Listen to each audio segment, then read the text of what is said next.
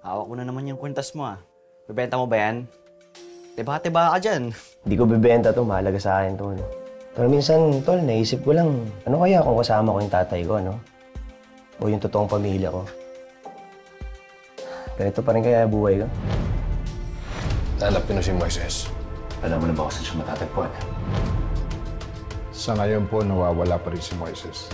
Ako ang tingin ko, sinasadya niyang hindi siya makita. Dahil hindi pa rin siya makontak eh. Baka makatulong po ako. Alam ko kung saan siya nakatira.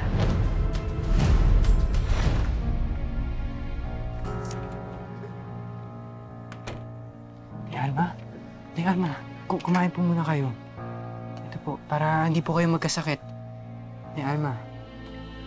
Hoy! Bakit pinapakain niyo yung matandang yan, ha? Taray! Bitawan mo ako, Calvin! Kevin, stop it. Namiss niyo ba ang maiinit na eksena? Kung hindi si Calvin, sino? Meron ka na bang nakilala? O baka namang meron ka na nakita na pwede mong samahan habang buhay? Pwede pa kayong manood ng Black Rider. Malaki ang posibilidad na si Moises ang totoong kapatid ko. At si Moises ang totoong Calvin Magallanes. Mamayang 9:40 p.m. sa GTV.